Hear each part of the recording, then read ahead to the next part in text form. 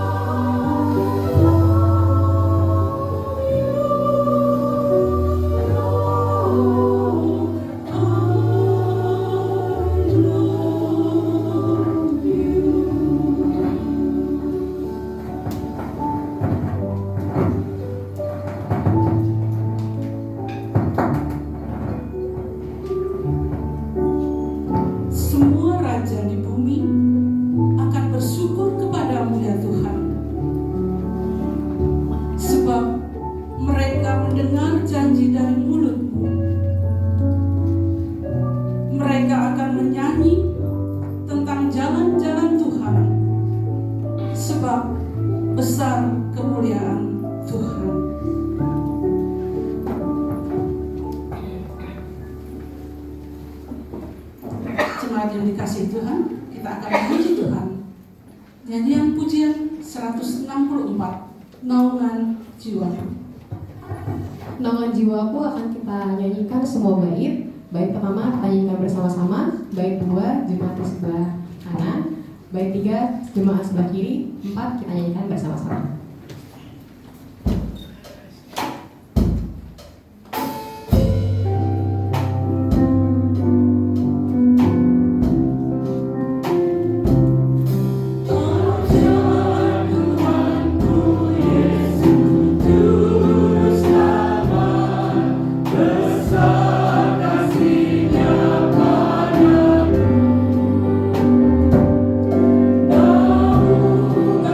Jiwaku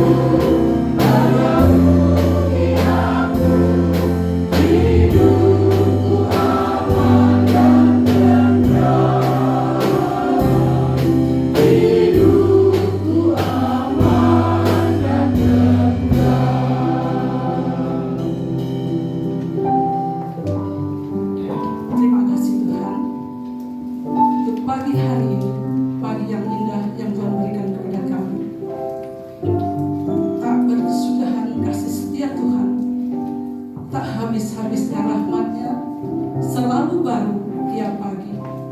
Besar setia-Mu.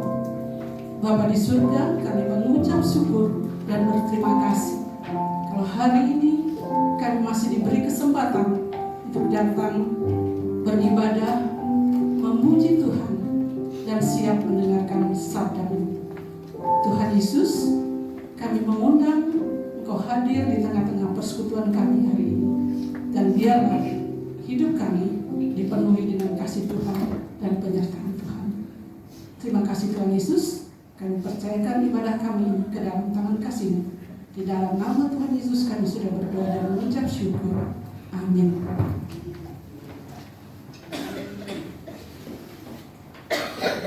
Kita akan memuji Tuhan lagu tema Kaulah Kuatku. Jemaat kami undang bangkit berdiri.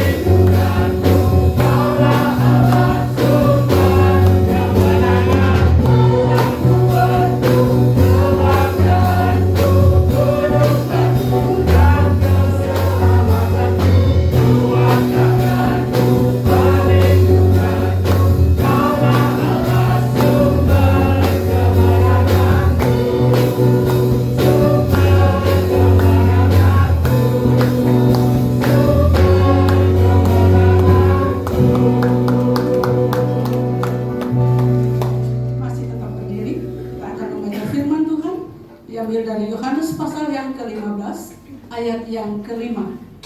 Kita akan baca 2 kali bersama-sama. Yohanes pasal yang ke-15 ayat yang kelima. 1, 2, 3. Akulah pokok anggur dan kamulah ranting-rantingnya. Barang siapa tinggal di dalam aku dan aku di dalam dia, ia berbuah banyak, sebab di luar aku kamu tidak dapat berbuat apa-apa. Akulah pokok anggur yang benar dan kamulah ranting-rantingnya. Barang siapa tinggal di dalam aku dan aku di dalam dia, ia berbuah banyak, sebab di luar aku kamu tidak dapat berbuat apa-apa. Silakan duduk jemaat. Demikian pembacaan firman Tuhan. Berbahagialah setiap orang yang membaca merenungkan firman Tuhan di dalam kehidupannya. Tuhan memberkati.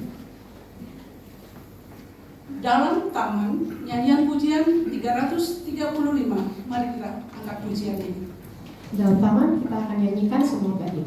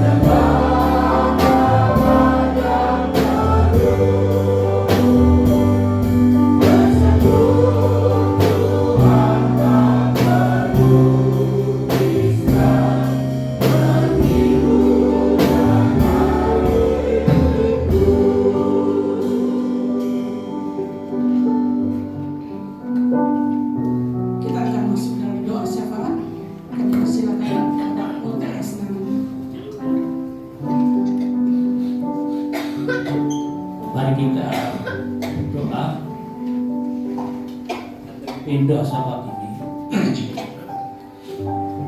Bapa kami di surga, kami mengucap syukur sampai pada hari ini Engkau tetap memelihara kami, Engkau tetap melindungi kami,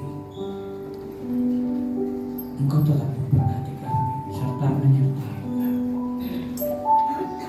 Selain berkat-berkat yang Engkau curahkan, perhatian yang Engkau berikan, kami ada juga kewajiban yang perlu kami lakukan. Pertama-tama saat ini kami berdoa Bapak untuk pemimpin kami di tingkat atas, yaitu Bapak Presiden Pak Prabowo, Bapak Presiden, Pak Wakil Presiden Gibran Raka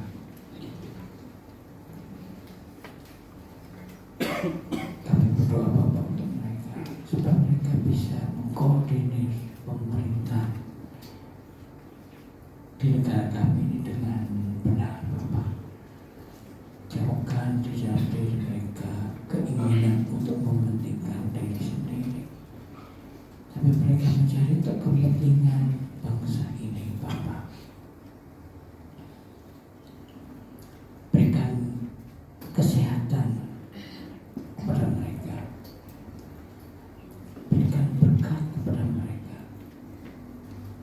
hikmat kepada mereka supaya mereka bisa membawa pemerintahan ini tanpa mengurangi atau memanfaatkan kedudukan mereka. Kami juga berdoa untuk pemimpin di bawahnya, yaitu Bapak Gubernur. Itu Bapak Gubernur kami, Bapak Deddy Mulyadi. Kami mohonkan hal yang sama.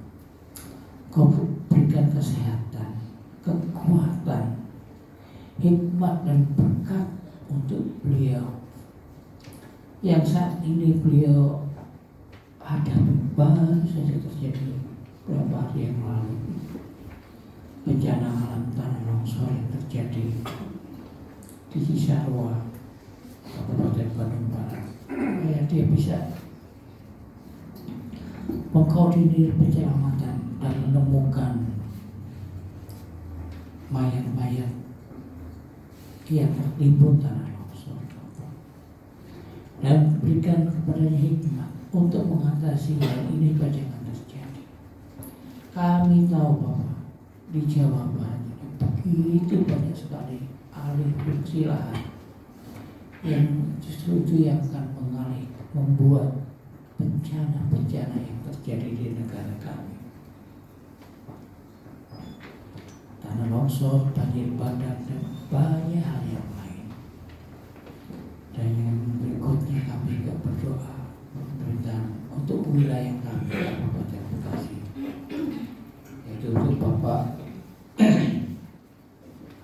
Asep Surya Ahmad. Engkau berkati beliau sebagai pejabat pelaksana tugas harian di kabupaten kami ini, karena ada masalah dengan bupati kami. Biarlah Bapak Asep memberikan kekuatan, kesehatan dan hikmat, dan bisa mengkoordinasi semua jajaran aparatur negara di Kabupaten Bekasi ini. Berikutnya kami berdoa Bapak untuk semua masalah yang terjadi di negara kami. Bencana alam yang terjadi mulai dari November yang lalu di Aceh, Sumatera Utara, Sumatera Barat, kemudian Gunung Semeru, dan yang baru-baru ini tanah longsor di Cisarua Bogor, dan juga yang saat ini sedang terjadi dan belum tahu solusi dan jawabannya, yaitu genangan air yang terjadi di seluruh Jabodetabek itu, mulai dari Jakarta, Kota Bekasi, Kabupaten Bekasi. Kami ucap syukur di beberapa bagian besar dari kami tidak mengalaminya, tetapi ada juga jemaat kami yang mengalaminya Bapak. Dan kami juga berdoa Bapak untuk kondisi ekonomi saat ini. Barang-barang mulai merangkak naik, bahkan daging mulai hilang di pasaran karena ada pemogokan dari pedagang daging, dan juga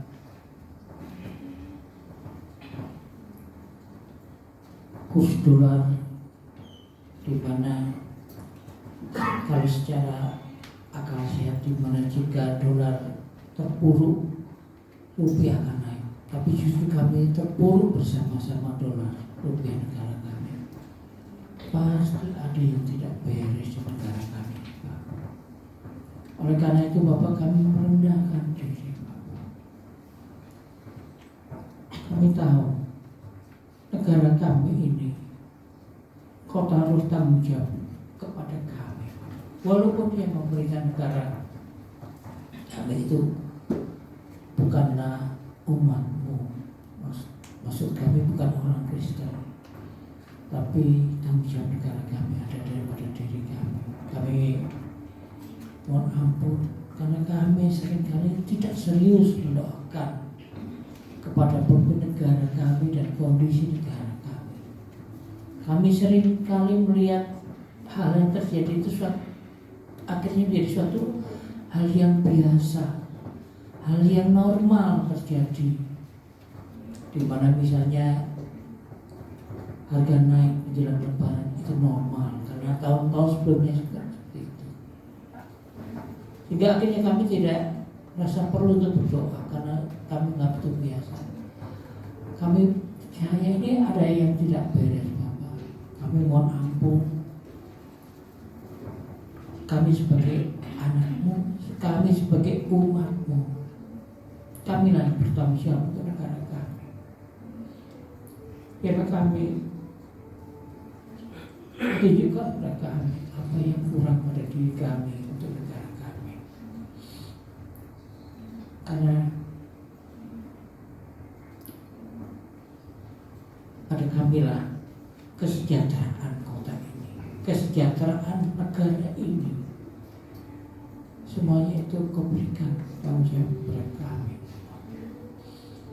Biarlah Engkau berikan beban ini kepada kami, supaya kami bersungguh-sungguh lagi berdoa, sehingga menemukan jawaban dan solusi atas hal-hal ini, ya Bapak. Juga kami berdoa untuk gabungan Gereja Baptis Indonesia. Kami berdoa pada bulan Agustus nanti akan diadakan musyawarah besar GGBI. Biarlah Engkau pimpin supaya melalui musyawarah ini dan penetapan pengurus yang baru bisa ditetapkan dengan benar, dan mereka semua bisa mencurahkan hatinya untuk kesatuan dan untuk meningkatkan pelayanan umat Baptis Indonesia ini di bawah pimpinan Bapak Adi Wiryadinata. Kami tahu berkati beliau beserta jajaran yang telah terpilih pada tahun lalu supaya mereka bisa mengemban estafet untuk rencana GGBI tahun-tahun berikutnya. Dan kami berdoa Bapak untuk kondisi dunia saat ini yang memang sedang tidak baik-baik saja. Kami tahu dunia saat ini seperti sedang diacak-acak.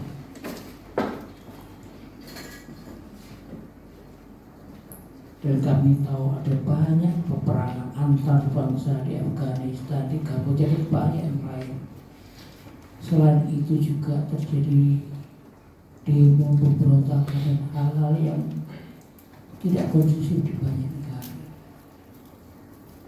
Untuk itu berikan kepada masing-masing mereka kelembutan, dan biarlah Engkau pimpin mereka, Bapak.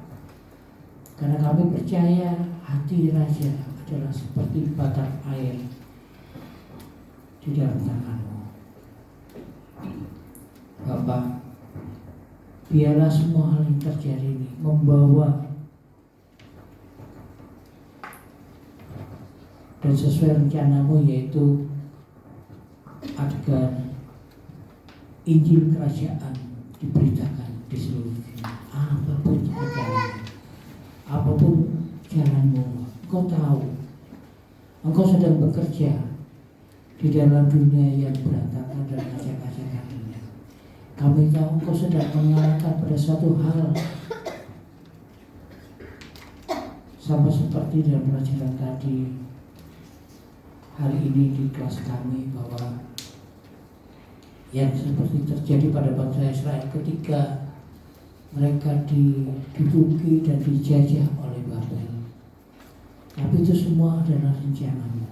Demikian juga semua yang terjadi saat ini Engkau izinkan, karena Engkau punya rencana khusus bagi dunia saat ini menjelang kedatangan Anak Yesus Kristus.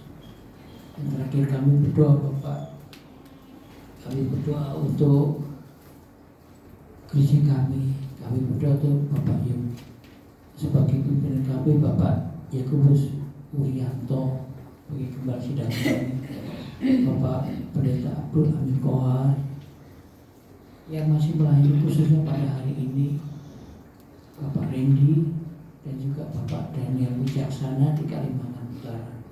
Berkati, kuatkan mereka, sertai mereka dan urapi mereka sehingga mereka bisa melaksanakan tugas pelayanan dengan sungguh-sungguh di gereja ini dan di wilayah tempat mereka melayani Bapak.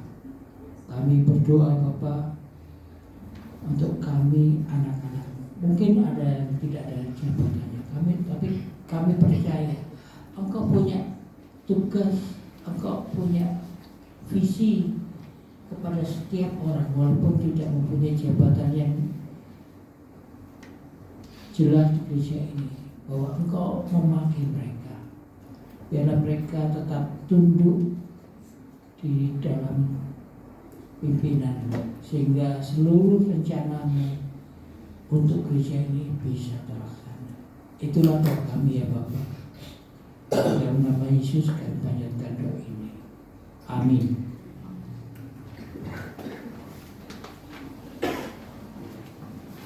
Terima kasih Pak Nanang untuk pelayanan doa syafaat hari ini. Sebelum kita memberikan persembahan syukur kita kepada Tuhan, mari kita naikkan pujian Mulia Setiamu, nyanyian pujian nomor 160. Mulia Setiamu, kita juga akan nyanyikan semua baik.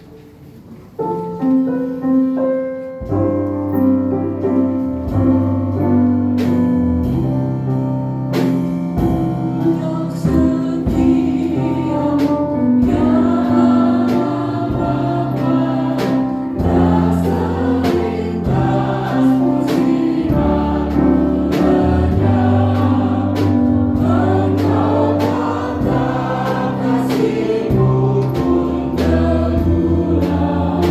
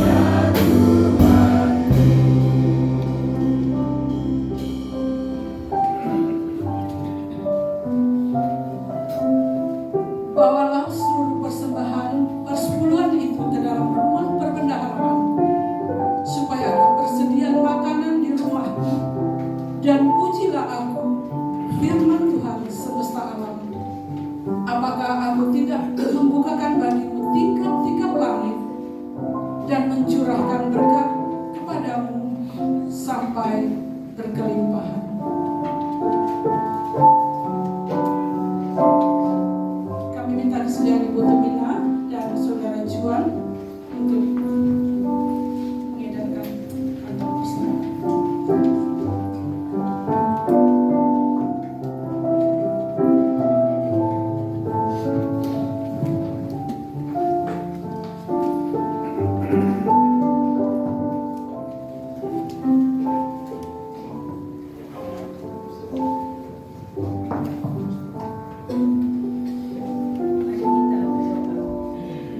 Tuhan Yesus, mengucap syukur dan terima kasih untuk berkat yang Kau curahkan untuk hidup kami. Tuhan, akan kesempatan di mana saat ini kami boleh mengembalikan sebagian dari berkat-Mu. Tuhan, berkati persembahan ini sehingga kami boleh pakai untuk perluasan kerajaan-Mu dan kemuliaan nama-Mu. Dalam nama Yesus kami sudah berdoa dan bersyukur. Amin.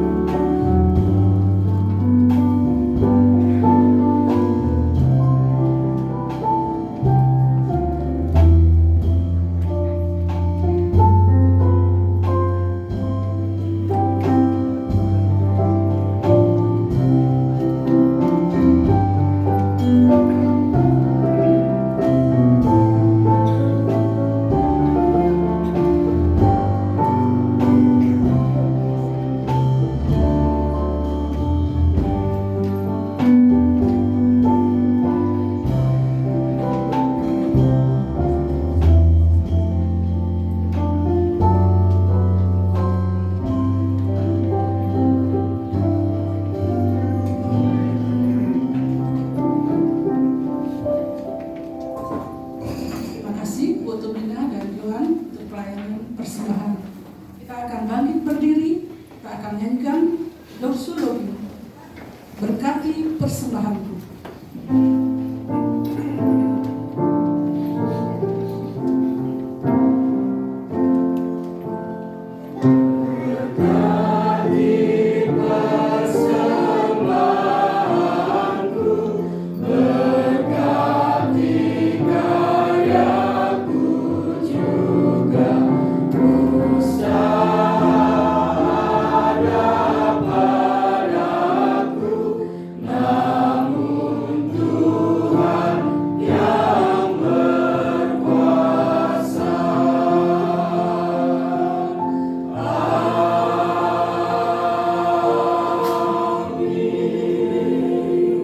Jemaat kami silakan duduk kembali.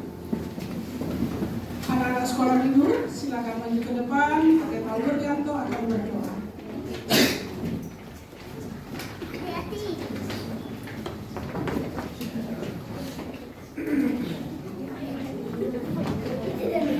Oh, Dani ya, ayo sini. Silakan ya anak-anak kita ini. Tuhan, kami bersyukur mereka sudah belajar untuk beribadah kepada Tuhan sejak dini, sejak kecil. Kebiasaan ini terus bertumbuh, berkembang, dan di sana ada benih firman Tuhan yang boleh tertanam dalam pikiran dan hati mereka supaya kelak mereka akan menjadi pribadi-pribadi yang penuh dengan firman Tuhan yang bertumbuh dan berbuah pada waktunya. Kami percaya apa yang mereka perlukan di masa depan Tuhan sudah atur langkah-langkah mereka. Terima kasih Bapak, dalam nama Tuhan Yesus berkati mereka. Haleluya. Amin.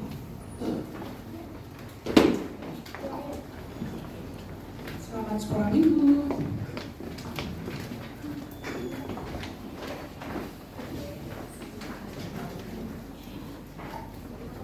Judul firman Tuhan hari ini, bertumbuh dan berbuahlah.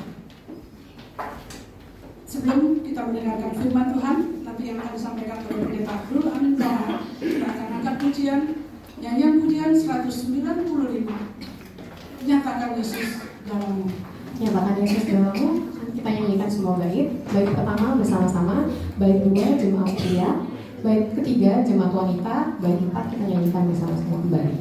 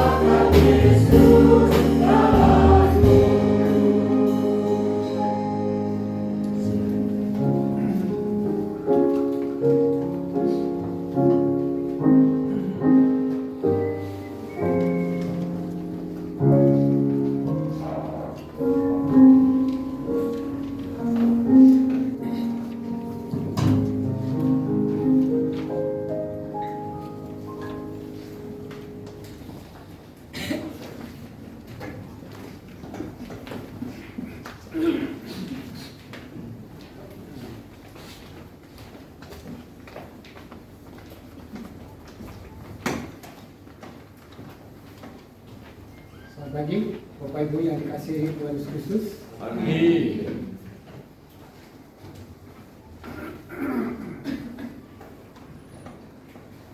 Mari kita berdoa bersama-sama. Kita akan siapkan hati dan pikiran kita untuk mendengarkan suara Tuhan. Tuhan Yesus, kami datang kepadamu pada saat ini. Kami mengucap syukur dan berterima kasih karena Tuhan memberikan kesempatan untuk kami mendengarkan sabda-Mu, memberikan pada kami kesempatan untuk bersekutu. Dalam kesempatan ini kami berdoa untuk teman-teman kami yang tidak bisa hadir pada hari ini. Mungkin di antara mereka ada yang sakit, kiranya Tuhan akan menjamah mereka. Tuhan akan sembuhkan agar mereka kembali sehat dan minggu-minggu yang akan datang boleh bersekutu dengan kami. Kalau ada teman-teman kami, saudara kami yang sedang ada masalah, kami juga mau berdoa agar Tuhan memberikan solusi terhadap masalah yang dihadapinya, sehingga kembali boleh bersukacita, menikmati hidup dengan tenang, dan boleh beribadah bersama-sama dengan kami. Kami ingin menyiapkan hati dan pikiran kami untuk mendengarkan sabda-Mu, berbicara Tuhan, dan biarlah firman-Mu boleh menjadi berkat untuk kami. Dalam nama Tuhan Yesus kami berdoa. Amin. Bapak Ibu yang kekasih dalam Tuhan Kristus, kalau kita perhatikan di dalam kitab Injil banyak sekali perumpamaan. Menurut Bapak Ibu, perumpamaan itu manfaatnya apa sih? Ada yang mau tolong saya? Banyak sekali perumpamaan dalam kitab. Apa manfaat perumpamaan?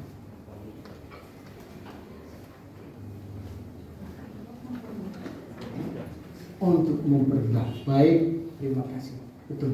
Betul sekali, untuk mempermudah. Jadi ada kebenaran-kebenaran yang orang agak susah menangkapnya. Tapi dengan perumpamaan, dengan ilustrasi, orang akan lebih mudah untuk menangkap kebenaran itu. Misalnya, memberikan perumpamaan kepada ibu-ibu tentang kompor. Ya, pasti ibu-ibu semua tahu. Betul ya? Terus bapak-bapak pompa. Kayaknya sebagian bapak-bapak tahu tentang pompa itu. Nah, sebelum kita lanjutkan untuk mengikuti perumpamaan hari ini tentang pokok anggur, mari kita saksikan sebuah ujian sekolah minggu yang sudah lama tidak kita dengarkan. Kalau mau ikut menyanyi juga tidak apa-apa.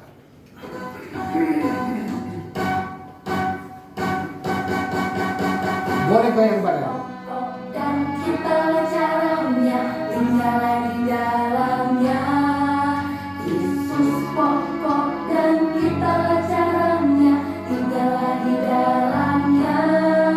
Yesus pokok dan kita caranya tinggallah di dalamnya. Pastilah kau akan berbuah.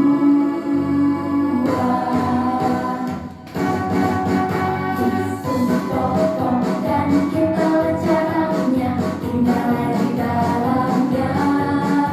Yesus pokok dan kita caranya tinggallah di dalamnya. Yesus pokok dan kita caranya tinggallah di dalamnya. Pastilah kau akan berbuah. Apakah lagu ini sudah boleh menjelaskan tentang perumpamaan pokok anggur? Maksudnya dengan mendengarkan lagu ini kita mengerti lebih jelas tentang perumpamaan pokok anggur? Kayaknya sudah cukup jelas. Tapi saya ingin mengajak kita melihat sedikit lagi tentang pokok anggur. Ada beberapa hal tentang pokok anggur kita melihat di sini. Pokok anggur itu yang jelas tidak sama dengan pohon nangka ya. Tidak sama dengan pohon nangka dan juga tidak sama dengan pohon kelapa. Pokok anggurnya sendiri tidak menghasilkan buah. Yang menghasilkan buah adalah carang-carangnya. Tetapi carang-carang ini merupakan tempat yang lemah. Dia sangat bergantung pada pokok. Jadi antara pokok dengan carang itu ada sebuah kerjasama yang baik sekali, tapi yang dominan jelas adalah pokok anggur. Nah, kita lihat di sini ada penjelasan di sini ya tentang pokok anggur, ini dia.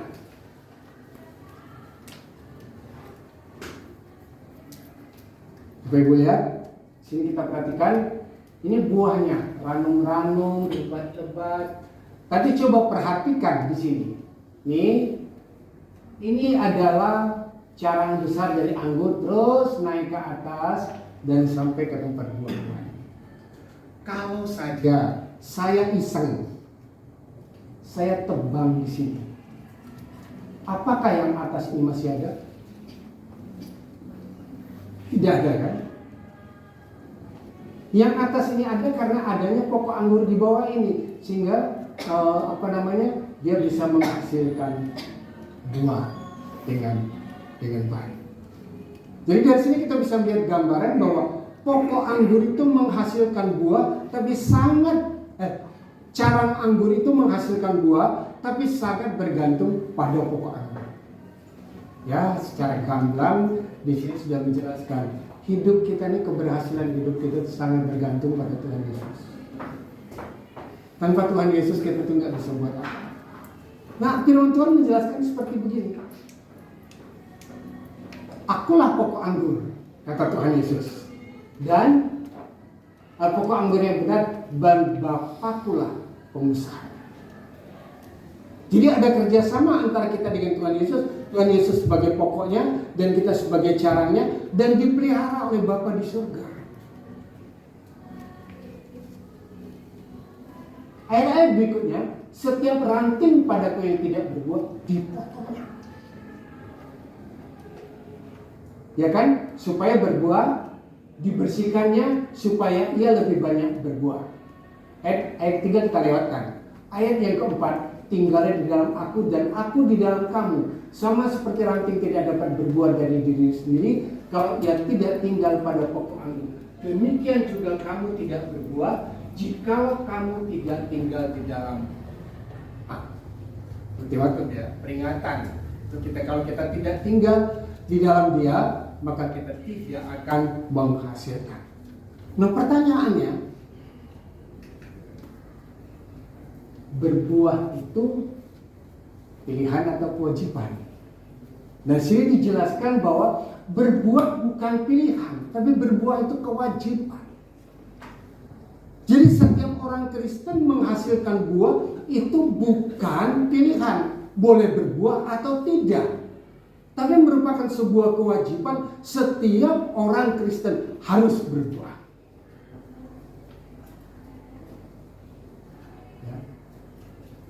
Nah, kira-kira kalau kita mau jadi pohon, misalkan sebagai pokok anggur, mau jadi pohon besar atau mau jadi pohon bonsai, pasti kita suka jadi pohon besar ya. Pohon besar kan kelihatan rindang, gagah, berbuah dan sebagainya. Ya, kita lewatkan.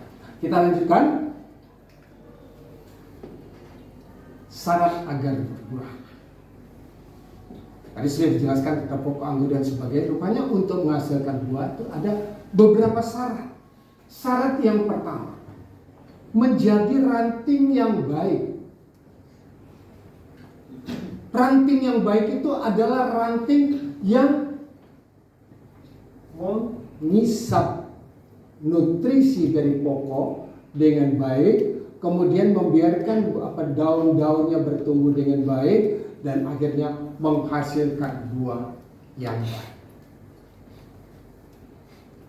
Saya kadang-kadang merenungkan tentang Mazmur 23, bahwa Tuhan itu adalah gembala yang baik. Bapak Ibu pasti sering mendengarkan itu dan mungkin udah puluhan kali mendengar. Tapi saya mencoba untuk membalik isi dari cerita Mazmur 23. Tuhan baik, tetapi kitanya nggak baik. Apa yang terjadi? Apakah kita juga masih tetap bisa berkata, Tuhan adalah gembalaku yang baik? Tuhan menjadi gembala yang baik, itu akan baik jikalau kita juga baik. Tapi kalau kitanya tidak baik, kitanya nggak mau nurut, ya kita tidak bisa menikmati perlindungan dari gembala yang baik. Nah, jadi di sini ketika menjadi ranting yang baik, itu adalah ranting yang betul-betul mengikuti apa yang harus dia lakukan, menjalankan tugasnya seperti tugasnya nanti. Ya, orang Kristen bagaimana tugasnya? Ya kita semua tahu. Saya tidak akan mereka itu terlalu panjang. Yang kedua, kita melihat di sini siap untuk dibersihkan. Dibersihkan ini gampang atau sulit, enak atau tidak enak. Ada cerita tentang pohon bambu yang akan dimanfaatkan oleh penduduk desa untuk menjadi saluran air, karena di desa itu airnya sulit. Jadi bambu-bambu itu kan dipakai, disambung-sambung dari bukit sana turun sampai ke bawah sini. Dan ketika bambu itu dalam proses untuk menjadi pipa penyalur air, ini cerita versi bambu ya, saya hanya dengar dari cerita sang bambu. Dia katakan, waduh sakit sekali. Pertama tubuhnya ditebang, dia harus dipisahkan dari kelompok. Gak enak kan, dipisahkan dari kelompok, gak enak. Kemudian rantingnya mulai dipotong satu persatu. Setelah ranting-rantingnya semua dipotong, belum selesai. Bambu itu kan ada ruas. Nah, supaya air bisa mengalir, kalau ruas tidak dibuang, itu pasti tidak bisa mengalir air. Nah, untuk membuat air bisa mengalir, maka yang ruas-ruasnya disodok dengan kayu. Bos. Sang bambu berkata, waduh sakitnya luar biasa. Tapi tiba ending dari cerita itu.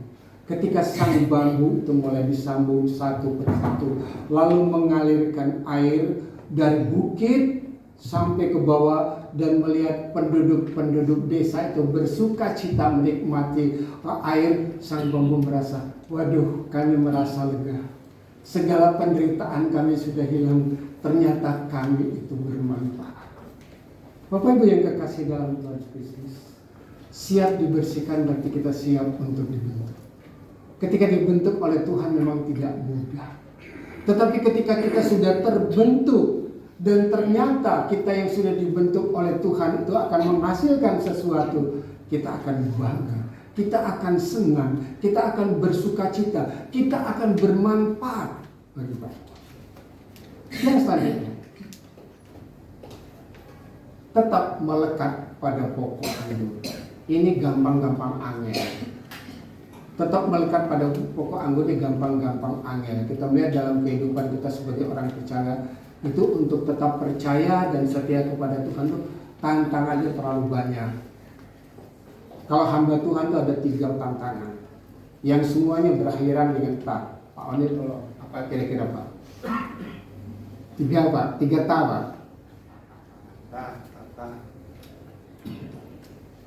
Tahta, harta, wanita.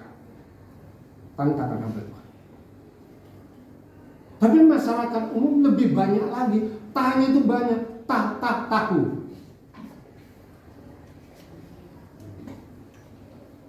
Nah, jadi untuk tetap melekat pada pohon anggur memang tidak gampang. Di situ juga dibutuhkan perjuangan untuk tetap setia, tetap mampu menghadapi tantangan, dan seterusnya. Jadi ini 3 persyaratan. 3 persyaratan, silakan Bapak Ibu uraikan sendiri masing-masing. Saya hanya kasih gambaran saja 3 hal. Lanjutkan. Saya katakan tadi bukan pilihan. Lihat firman Tuhan Yohanes 15 ayat 6. Apa ini? Ancaman. Jelas. Siapa yang tidak ada di dalam Tuhan Yesus, ranting itu akan kering dan dia akan dibakar. Jadi akan menghadapi kebinasaan. Sebaliknya, Tuhan Yesus menawarkan. Ini tawaran yang menggiurkan, lebih menarik daripada promo-promo yang ada di mall.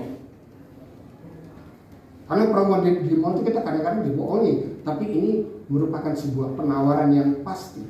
Kalau kita tetap di dalam Dia, maka kita akan menghasilkan. Nah, apa buahnya? Kita akan lihat. 1 buah 9 rasa. Masih ingat ada permen yang rasanya bermacam-macam? Pak Eko, apa nama permen itu, Pak? Iya, masih ingat. Berarti pernah nikmati, Pak. Saya juga pernah, Pak. Masih kita berteman ketika menikmati nano-nano dengan rasa yang berbeda-beda. Nah, ini ada 1 buah 9 rasa. Menurut Bapak Ibu, yang mana buahnya yang menjadi 9 rasa itu?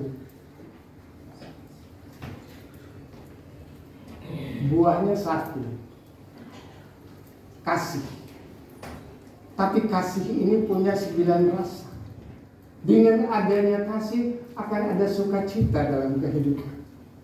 Dengan adanya kasih ada damai sejahtera dalam kehidupan. Dengan adanya kasih ada kesabaran, kemurahan, penguasaan diri, dan seterusnya.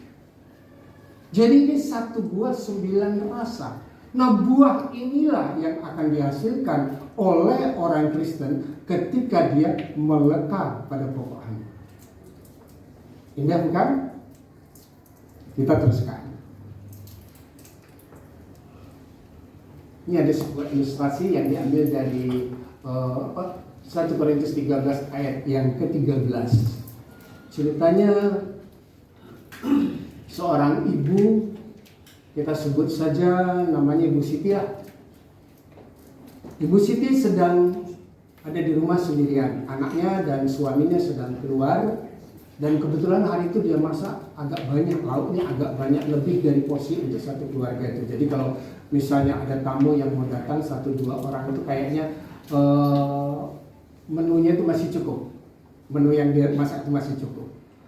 Nah, ketika dia membuka jendela di luar, nah, ada orang 3 duduk di bawah pohon. Terus dia pikir, wah, masakan itu banyak. Tidak salahnya kalau aku undang mereka datang ke rumah dan kuhidangkan makanan untuk mereka. Singkat cerita, Bu Siti mengundang mereka. Tapi ketika mereka datang, mereka bertanya, apakah Bapak ada di rumah? Bu Siti bilang, oh, Bapak tidak ada di rumah, tapi mungkin sebentar lagi dia pulang. Oh, maaf, dia bilang, kalau Bapak belum ada, kami tidak akan mampir. Mundur lagi. Ketika Bapak pulang, anaknya sudah pulang, mereka satu keluarga cuma bertiga. Mereka bertiga di rumah juga cuma bertiga. Maka dia ceritakan kepada suaminya, kayaknya suami juga orang yang baik, yang siap untuk menerima tamu. Ya undang aja Bu, apa salahnya, kita makan sama-sama. Kayaknya masak makanan kita ini untuk 6 orang masih oke sih. Panggillah 3 orang. 3 orang berdiri di depan pintu, lalu mereka memperkenalkan diri. Nama saya Pengharapan. Orang kedua berkata, nama saya Iman. Orang ketiga berkata, nama saya Kasih. Silakan Bapak Kasih, Bapak Iman, Bapak Pengharapan, silakan masuk. Kata si ibu dan bapak itu dengan ramah. Mereka bilang tidak bisa. Kalian hanya bisa memilih 1 di antara kami untuk masuk ke rumah. Silakan kalian diskusi, setelah itu tentukan siapa di antara kami yang boleh masuk ke rumah. Masuk diskusi. Bapak bilang, Bu, kayaknya kita undang Iman saja supaya iman kita semakin kuat. Ibu bilang, kalau saya beda Pak. Kalau saya rasanya lebih baik kita undang Pengharapan supaya kita selalu punya pengharapan, nggak pernah susah, nggak pernah sedih, berharap terus menerus seperti itu. Si anak yang masih remaja berkata, Bapak Ibu, apakah aku juga berhak untuk memilih? Karena dia si kecil kan, si kecil biasanya nggak punya hak memilih. Seperti, apakah aku juga berhak untuk memilih? Oh ya, silakan kamu memilih. Kalau aku sih aku lebih pilih Kasih Pak. Kayaknya kamu ada Kasih di dalam rumah ini lebih indah. Jadi akhirnya bapaknya dan ibu mengalah sama si kecil. Prioritas malah diberikan kepada si kecil untuk memilih mengundang salah satu dari mereka, yaitu Kasih. Mereka keluar dan dengan sepakat mereka katakan, kami sudah sepakat untuk mengundang Kasih masuk ke dalam rumah. Nah begitu dikatakan diundang Kasih, mereka masuk bertiga. Loh, kok masuk bertiga? Kalian yang undang Kasih katanya. Terus Kasih bilang apa? Kami berdua tidak akan berjalan sendirian. Di mana ada Kasih, kami juga. Jangan lupa, iman dan pengharapan itu akan lebih kuat ketika ada kasih. Ketika ada kasih, iman dan pengharapan akan menyertai kita bersama-sama. Amin. Biarkanlah buah kasih itu akan tumbuh di dalam kehidupan. Kita lanjutkan. Lagi.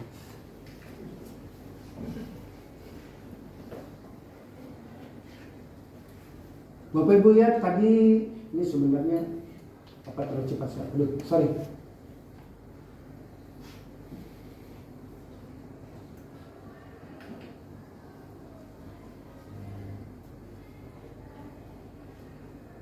Kok hilang?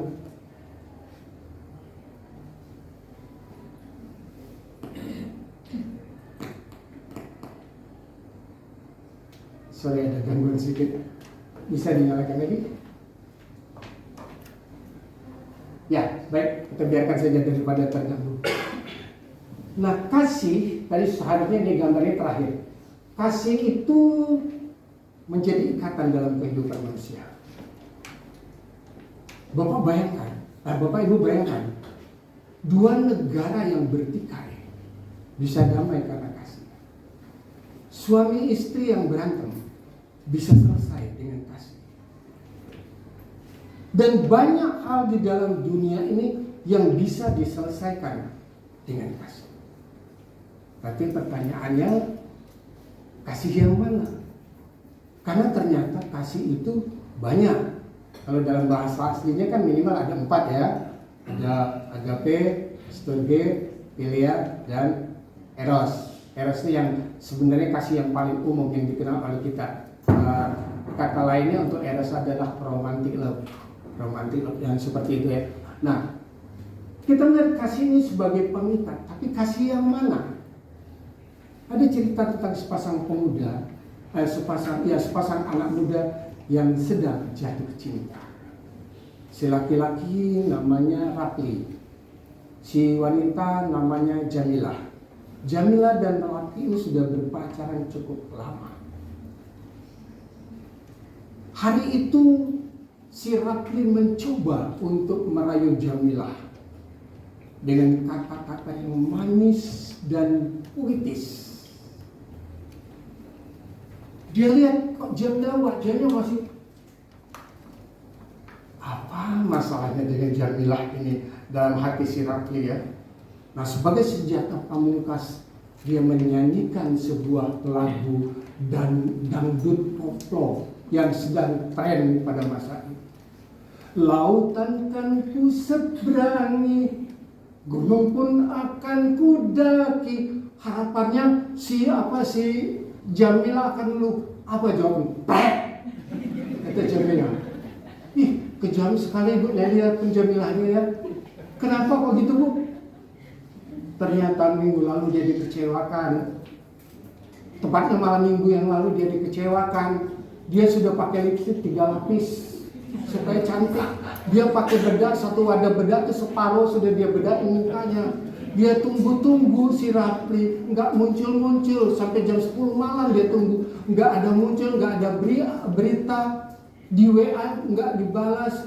Besoknya ketika dia ketemu dengan santai dia berkata apa? Kemarin hujan gerimis deh. Jadi apa artinya rayuan berkata gunung pun akan kudaki, lautan akan ku seberangi, kata si ini tadi. Kaum muda, menurut kalian ini yang seperti ini namanya apa sih? Mbak ini di sini apa Mbak? Rayuan gombal. Rayuan gombal. Nah, Bapak Ibu, tapi selain daripada cerita cinta itu atau cerita kasih itu, kita melihat di sini ada beberapa cerita. Saya tidak tahu yang mana yang dari antara kita semua kenal. Yang pertama adalah Romeo dan Juliet. Ini cerita dari Italia, kita tahu ya. Kemudian ada Laila dan Majnun. Ini dari Timur Tengah. Kemudian ada Sampai dan Engtai dari negeri tirai bambu. Nah ini yang produk dalam negeri, Siti Nurbaya. Tahu semua cerita ini? Ceritanya hampir sama, mirip-mirip. Kisah cinta, kisah kasih. Di mana untuk mencapai kasih itu mereka rela mengorbankan dirinya. Mereka rela mati. Katanya berjuang sampai titik darah terakhir.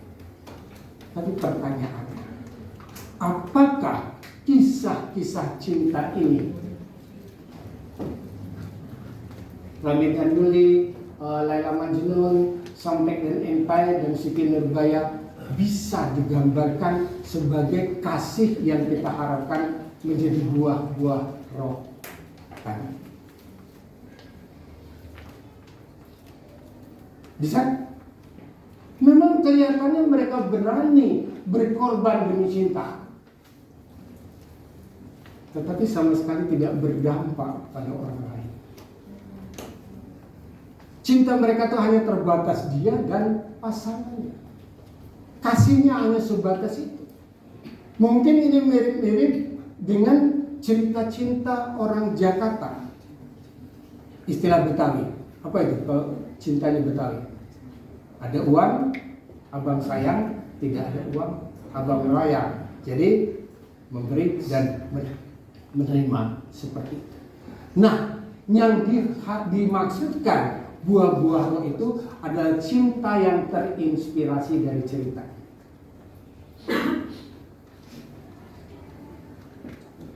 Bapak Ibu perhatikan, cinta atau kasih yang dilakukan oleh Tuhan Yesus ini adalah kasih agape.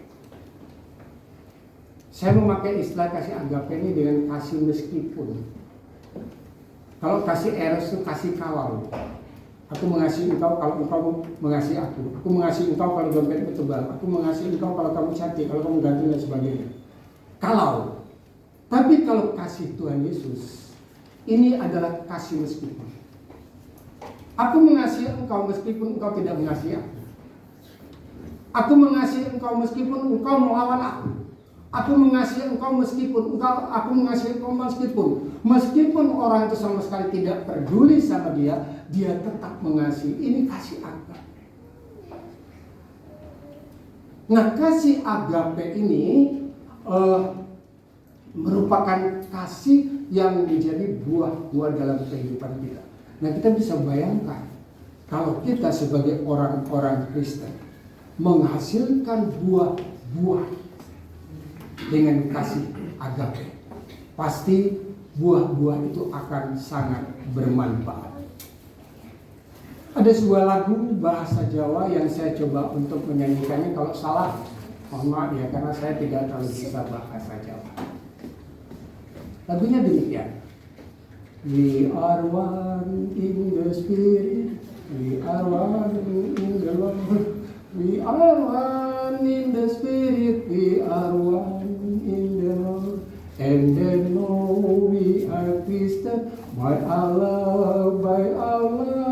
And then know we are Christian by our love. Leres sangat kata orang Jawa. Dan seorang pengkhotbah merangkum lagu ini dengan sebuah kalimat yang sederhana tapi mantap. Perbuatan lebih banyak berbicara daripada perkataan. Setuju? Ketika kasih yang kita miliki, buah kasih yang kita miliki itu betul-betul sudah berbuah dengan ranum, maka kasih ini akan berdampak. Kita tidak bersaksi dengan kata-kata lagi, tapi orang akan melihat perbuatan kita, dan ketika orang melihat perbuatan kita, dia melihat Kristus yang ada di dalam kita. Ketika Bapak Ibu jalan-jalan ke mall, lalu melihat pajangan anggur-anggur yang warna hijau, yang warna merah, terus ada yang warnanya lebih merah lagi, ada beberapa warna, dan sekarang ada varian yang baru, itu ya anggur tanpa biji kan. Kira-kira terpikir nggak Bapak Ibu bahwa anggur itu manis? Saya pikir enggak. Melihat warnanya yang begitu menarik, kita sudah langsung pikir itu pasti manis. Walaupun kadang-kadang juga kita dapat anggur yang tidak terlalu manis, tapi kita berkata itu pasti manis. Nah, ketika kasih sudah terpancar dari kehidupan kita, ketika buah roh itu sudah terpancar dari kehidupan kita. Ketika orang melihat kita, mereka langsung bilang, oh itu anggur yang manis. Tuhan memberkati firman itu kita hari ini. Mari kita berdoa. Bapa dalam surga yang kami puji dan kami muliakan, terima kasih ya Tuhan untuk kebenaran firman-Mu yang boleh kami renungkan pada saat ini. Biarlah firman-Mu ini boleh menjadi berkat bagi kami. Firman ini boleh berbicara lebih jauh. Kami boleh menghasilkan buah-buah dan tetap melekat pada pokok anggurnya. Terima kasih Tuhan Yesus. Dalam nama Tuhan Yesus kami berdoa. Amin. Kepadaikan pujian.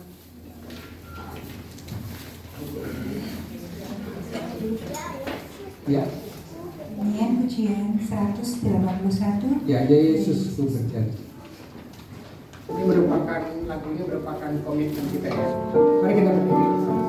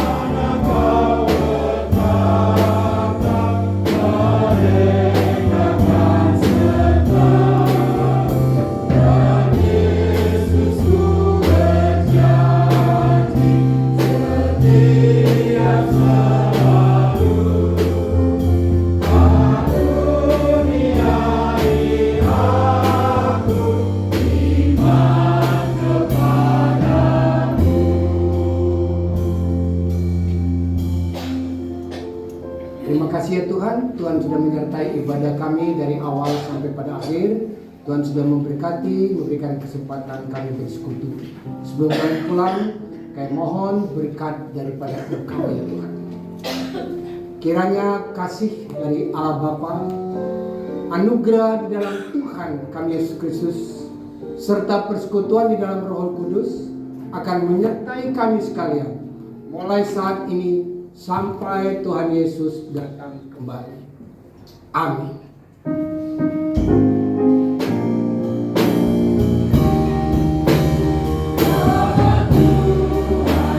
Yesus